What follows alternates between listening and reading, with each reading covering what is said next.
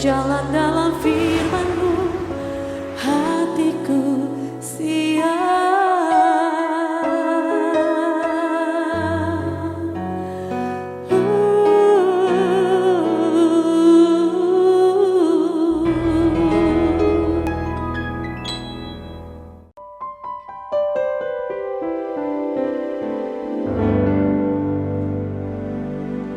Salam God Lover yang dikasih oleh Tuhan Yesus Kristus. Bagaimana keadaan saudara? Apakah semuanya baik-baik, dalam keadaan sehat, sukacita di tengah-tengah keluarga saudara? Apapun keadaanmu, percaya Tuhan sanggup untuk menolongmu. Engkau tidak perlu jalani semuanya, pikul semuanya sendirian, karena Tuhan menyertai kita semua. Puji Tuhan. Saudara-saudara, Tuhan Yesus berkata, marilah kepadaku semua yang letih lesu dan berbeban berat, aku akan memberikan kelegaan kepadamu. Bukankah ini kabar yang luar biasa? Apapun beban berat yang kita alami saat ini, mari kita datang kepada Dia dengan iman, dengan penuh pengharapan. Dan jangan lupa kita juga perlu untuk memberikan korban syukur kita, karena Tuhan itu layak untuk kita sembah, untuk kita puji. Dan semua hal yang sudah Dia lakukan, kita kembalikan dalam ucapan syukur melalui pujian kita malam hari ini. Kita bersatu dalam doa. Bapa di surga, kami ingin membawa segala pergumulan hidup kami, beban berat kami kepadamu, karena kami percaya firman-Mu. Kalau kami datang kepadamu, Engkau akan memberi kami kelegaan, memberi kami pertolongan, kelepasan, dan damai sejahtera, sehingga hidup kami bisa berjalan semakin hari semakin memuliakan Engkau. Kami juga ingin memberikan korban persembahan syukur kami dalam pujian dan penyembahan yang akan kami naikkan saat ini. Biarlah Roh Kudus menolong kami sebagai penyembah-penyembah yang benar di hadapan Tuhan. Dalam nama Tuhan Yesus kami berdoa. Terima kasih Tuhan, karena anugerah dan pertolongan-Mu Bapa, kami mampu melalui satu hari lagi bersama dengan Engkau. Terima kasih Tuhan.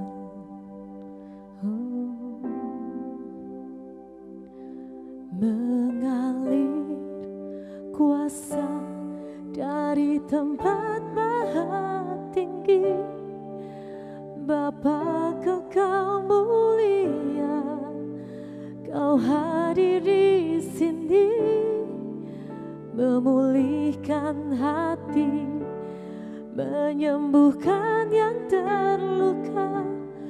Ku kan tenang bersama-Mu Bapa.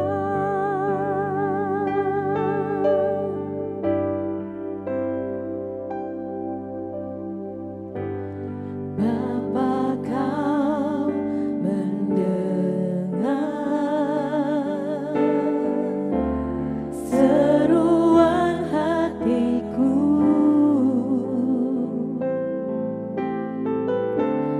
tak pernah Kau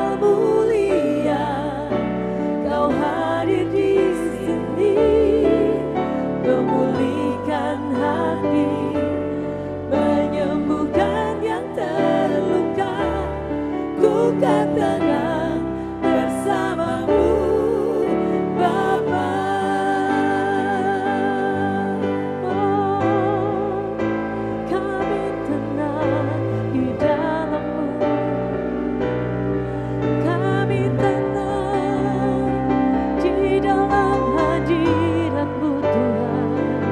Oh, Kau yang memberi kekuatan baru. Terima kasih Yesus. Oh, Kau yang memberi kesegaran. Terima kasih Tuhan. Kami menyembah-Mu, sebab dalam penyembahan kami kekuatan-Mu turun memenuhi kami Yesus. Terima kasih Yesus.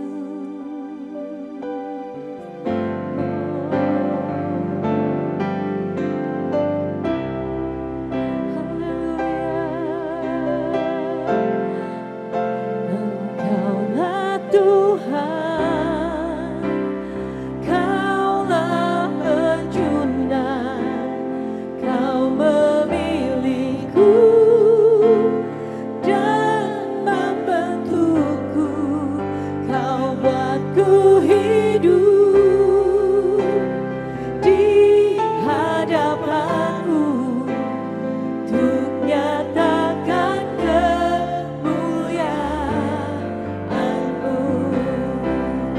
Engkaulah Tuhan, Kaulah penjunan, Kau memilihku dan membentukku, Kau buatku hidup di hadapan-Mu untuk nyatakan kemuliaan-Mu, untuk nyatakan kemuliaan-Mu.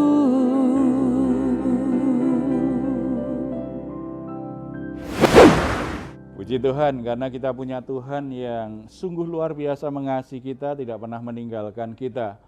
Saat ini kita akan sharing tentang kekhawatiran, karena selama pandemi COVID-19 ini ada situasi yang tidak selalu mudah ya dialami oleh banyak orang. Ada banyak orang yang usahanya jadi guncang, jadi bermasalah, rumah tangganya juga berantakan, pekerjaannya mungkin juga ada masalah. Bukan situasi yang mudah untuk dilalui, maka ada banyak orang akhirnya menjadi khawatir. Bicara kekhawatiran, mungkin ada yang pernah khawatir atau pernah melihat bagaimana orang menjadi khawatir dan situasinya ternyata memang jadi buruk kalau itu dibiarkan. Iya Pak,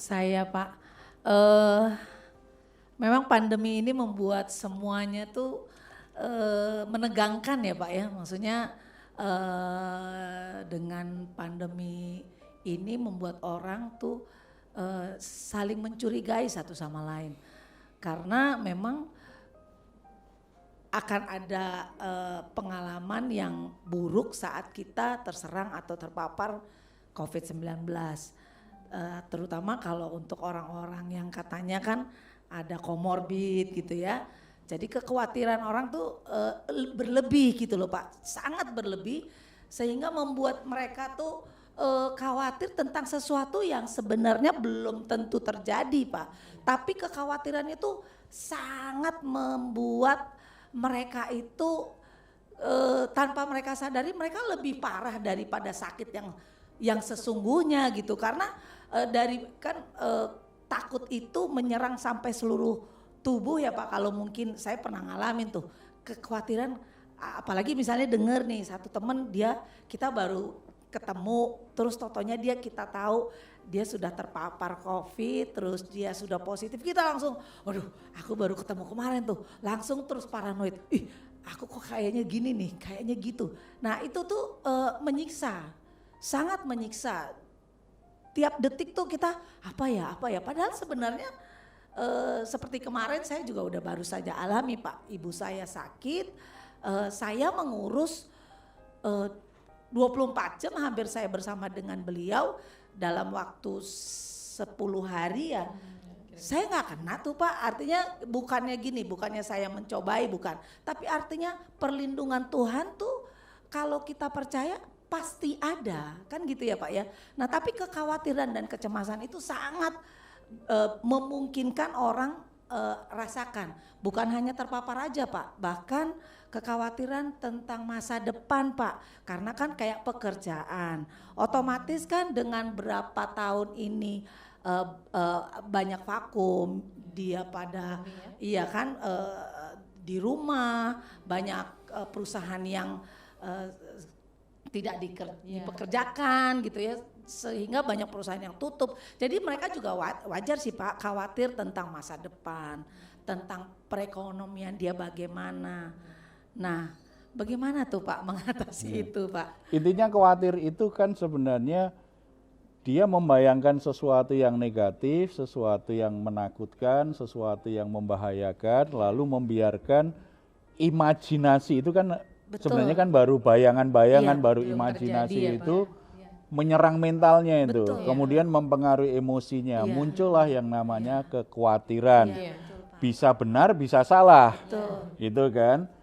Memang kekhawatiran itu menjadi musuh yang lebih menakutkan daripada orang misalnya kena sakit jantung kita, orang kena COVID itu sendiri gitu, atau orang kena penyakit-penyakit yang lain, karena itu ada dalam diri kita, dalam pikiran dan dalam perasaan kita.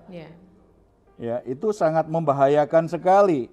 Itu sangat membahayakan. Makanya orang-orang yang khawatir itu orang yang sehat malah jadi sakit. Betul Pak. Orang yang sebenarnya kuat kekebalan tubuhnya, imunitasnya, staminanya bagus, tapi karena khawatir lemah, jadi lemah nih badannya, gitu kan? Iya kan? Orang yang hebat jadi kelihatan bodoh sekali gara-gara khawatir. Orang yang sebenarnya potensinya besar, tapi sebenarnya jadi nggak menghasilkan apa-apa karena khawatir. Orang-orang yang sebenarnya diberi Tuhan peluang yang sangat besar, tetapi karena khawatir dia tidak bisa mengambil kesempatan itu karena dia tidak berani melangkah, tidak berani membuat keputusan. Orang sudah berdoa sekian lama supaya diberi jodoh oleh Tuhan, karena khawatir ditolak, nggak pernah dapat jodoh.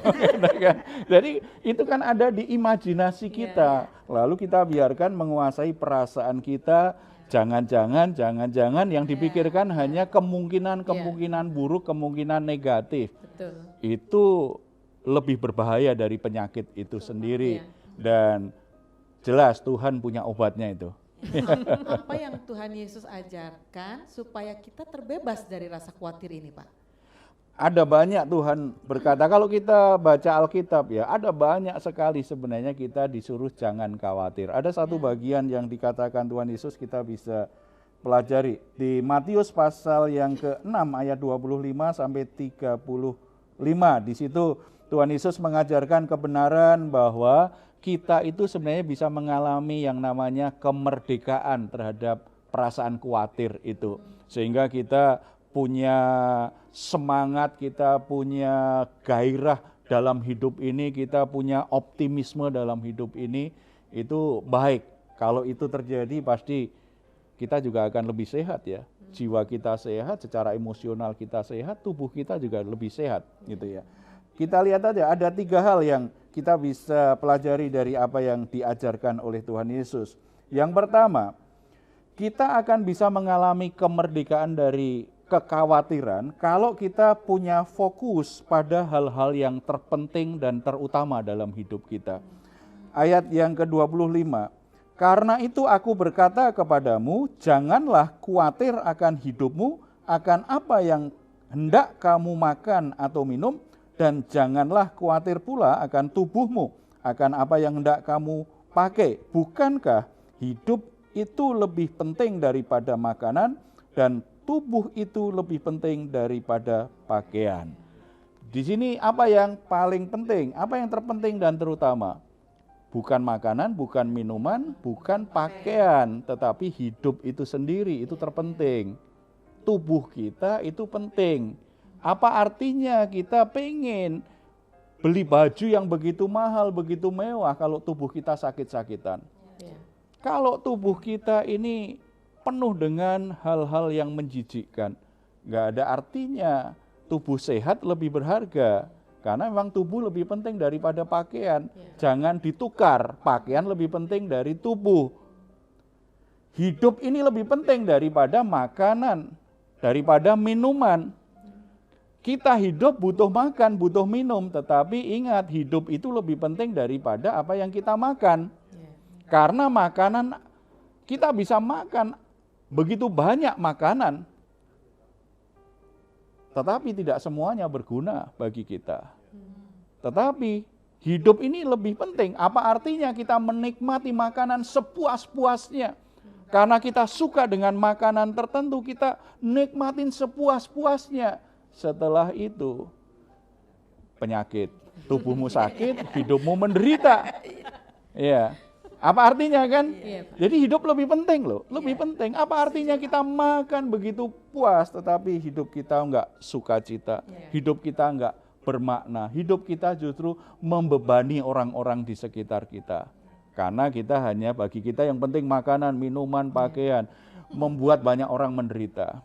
Kekhawatiran banyak terkait dengan karena mengkhawatirkan hal-hal yang sementara ini kan, bukan hal yang terpenting. Itu penting, iya. Makanan, minuman kan penting. Pakaian penting.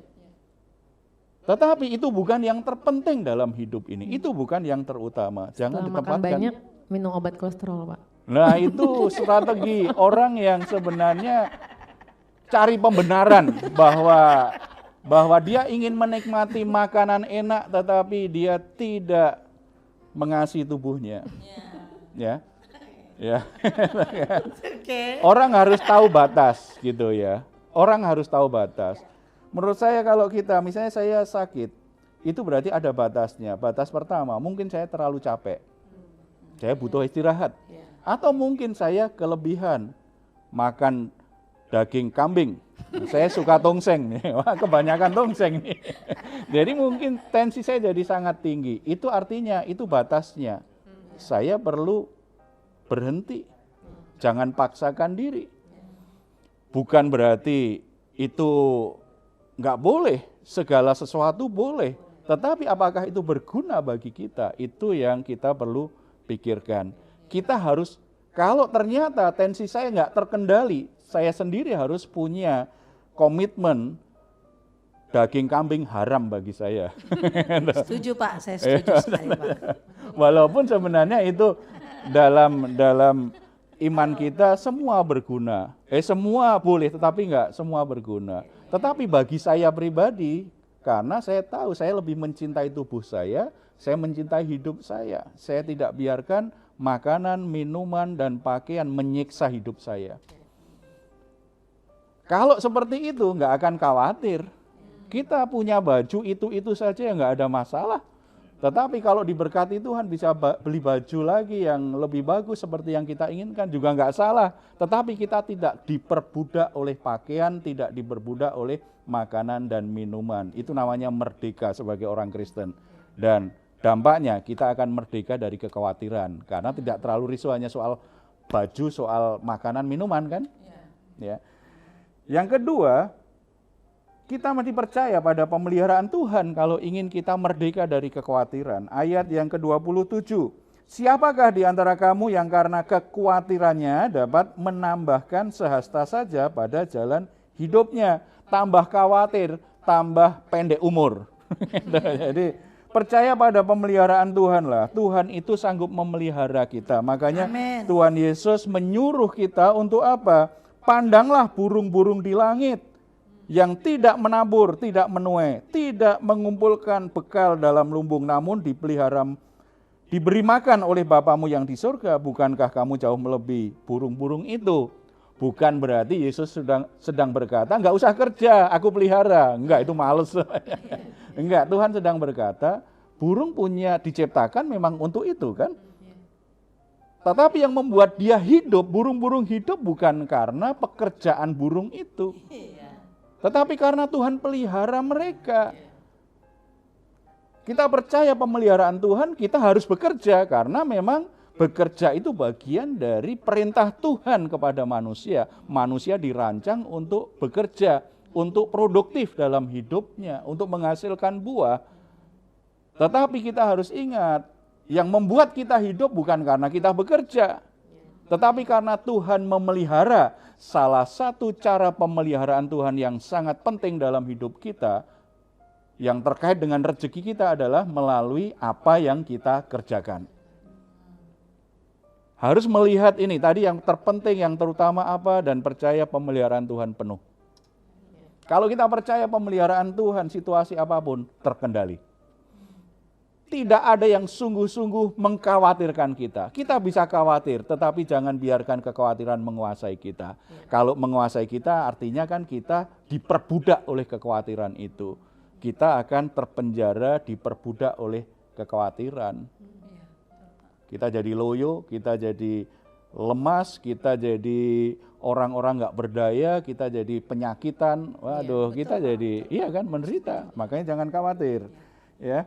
Yang ketiga, mendahulukan kerajaan Allah dan kebenarannya. Ayat 33, tetapi carilah dahulu kerajaan Allah dan kebenarannya, maka semuanya itu akan ditambahkan kepadamu. Ini bicara tentang prioritas dalam hidup ini. Kalau bicara kekhawatiran, kalau kita semua ini fokus kita hanya untuk hal-hal lahiriah, hanya sekedar soal makanan, minuman, pakaian, hal-hal yang sementara seperti itu, maka kita akan mudah ditarik oleh situasi sulit, situasi negatif yang menimbulkan rasa khawatir di hati kita. Tetapi kalau kita, fokus kita adalah mendahulukan kerajaan Allah, artinya kita bisa menemukan makna lebih. Sekedar makanan bukan sekedar membuat kita kenyang. Minuman bukan sekedar memuaskan dahaga kita. Pakaian bukan sekedar membuat kita jadi berharga. Ada yang lebih bernilai dari itu. Kita bisa memberi nilai yang lebih tinggi soal makanan, minuman, berpakaian. Kita bisa menemukan makna yang lebih dalam dari sisi itu. Karena kita tahu lewat pakaian kita ingin memuliakan Tuhan. Lewat makanan, minuman kita, karena kita ingin memuliakan Tuhan melalui tubuh kita, melalui hidup kita. Jadi kalau kita mencari dahulu kerajaan Allah dan kebenarannya, nggak perlu khawatir. Amen. Karena yang lain-lain itu Tuhan tambahkan. Amen. Ingat, Tuhan yang memelihara. Amen. Tuhan yang memelihara hidup kita. Amen. Mungkin pekerjaannya sempat macet. Usaha dagangnya juga sempat tersendat-sendat. Sepertinya kok usaha lain-lain sepertinya tidak berjalan dengan baik. Tetap percaya pemeliharaan Tuhan. Jangan biarkan kekhawatiran menguasai hatimu. Saudara-saudara, dimanapun saudara bergabung dengan kami, jangan biarkan perasaan khawatir menguasai hatimu, menyerang pikiranmu sedemikian rupa sehingga perasaanmu itu dikacau balukan, yang ada hanya khawatir, jangan-jangan ini terjadi, jangan-jangan ini terjadi. Yang saudara pikirkan hanya kemungkinan-kemungkinan buruk. Itu akan membunuh hidupmu, membunuh potensimu, membunuh imanmu. Tetapi fokuskan pada kehendak Tuhan, pada kebenaran Tuhan. Percaya Tuhan sanggup memelihara hidupmu walaupun situasinya lagi sulit. Amen. Tuhan sanggup memelihara hidupmu walaupun kelihatannya engkau sedang tidak berdaya. Amen. Ada sesuatu yang lebih penting daripada sekedar baju, sekedar makanan, sekedar minuman. Hidupmu dan tubuhmu bernilai di mata Tuhan. Amen. Kita bersatu dalam doa.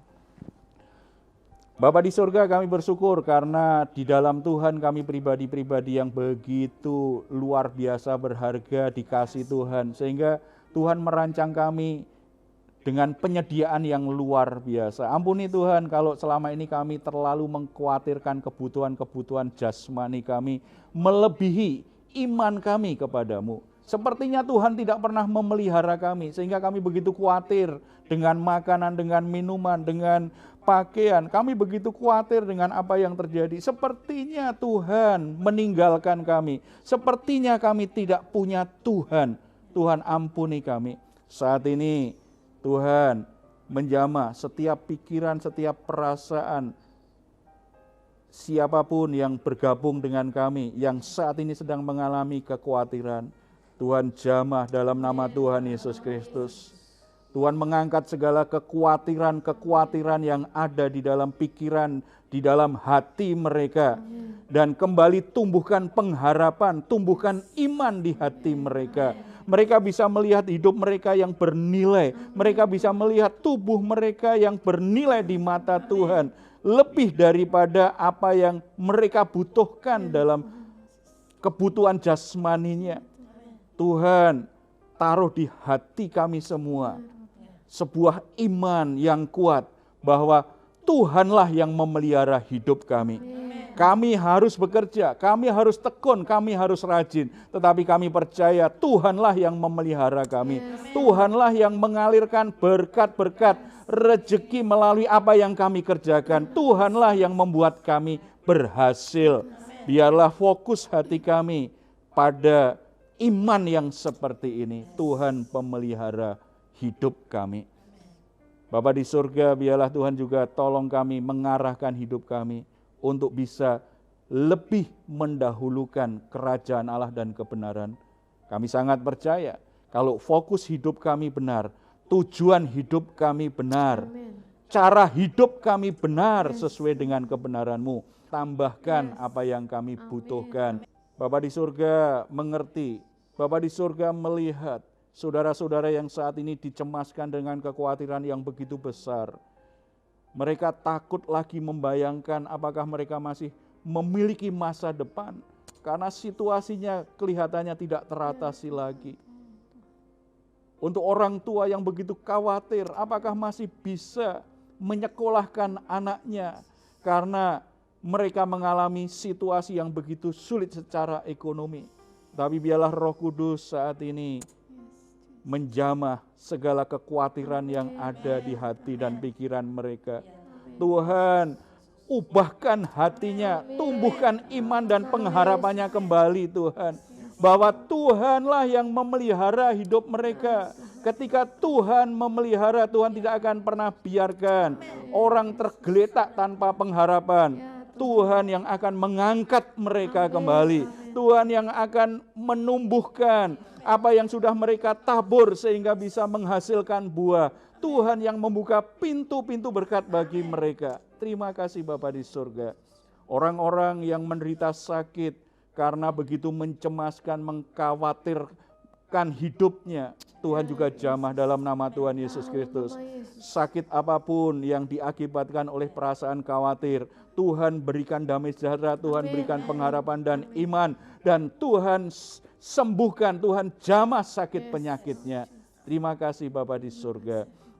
Semangat dan pengharapan kiranya menguasai kehidupan kami semua sebagai anak-anak-Mu. Dan ini juga mewarnai pergaulan kami, kehidupan sosial kami. Dimanapun kami berada, biarlah semangat, pengharapan, optimisme, itu yang kami bagikan di tengah-tengah masyarakat di mana kami bergaul, di tempat kami bekerja, di tempat kami melayani, di tempat kami tinggal. Biarlah hal-hal ini yang kami bagikan kepada orang-orang di sekitar kami. Sehingga di mana kami tinggal, di situ orang-orang hidup dengan positif, dengan penuh optimis. Bahkan akhirnya mereka menemukan pengharapan yang di dalam Tuhan. Kami juga sangat optimis Tuhan bahwa Tuhan akan pulihkan segala sesuatu bagi bangsa dan negara kami. Pemulihan ekonomi pasti terjadi. Pemulihan dari kondisi COVID-19 juga pasti terjadi. Tuhan, kami yakin Engkau memberkati setiap usaha pemerintah yang melakukan semua upaya supaya terjadi pemulihan dalam segala sesuatu di tengah-tengah bangsa kami. Itu akan tergenapi. Terpuji nama-Mu di dalam nama Tuhan Yesus. Amin. Puji Tuhan. God lover, jika saudara mengkhawatirkan apapun atau saudara punya pergumulan apapun, saudara membutuhkan dukungan doa, silahkan saudara menuliskannya ke nomor yang tertulis di layar saudara. Dan kalau saudara juga ingin sharing, saudara ingin pelayanan konseling, saudara juga boleh hubungin kami. Kami juga senang kalau saudara memberikan komentar-komentar yang positif, yang baik, yang memberi semangat atau memberi masukan. Tuliskan di channel Diaspora TV, kami tunggu. Mazmur 4 ayat 8-9. Engkau telah memberikan sukacita kepadaku lebih banyak daripada mereka ketika mereka kelimpahan gandum dan anggur. Dengan tentram aku mau membaringkan diri lalu segera tidur. Sebab hanya Engkaulah ya Tuhan yang membiarkan aku diam dengan aman. Selamat malam, selamat beristirahat. Tuhan Yesus memberkati kita semuanya.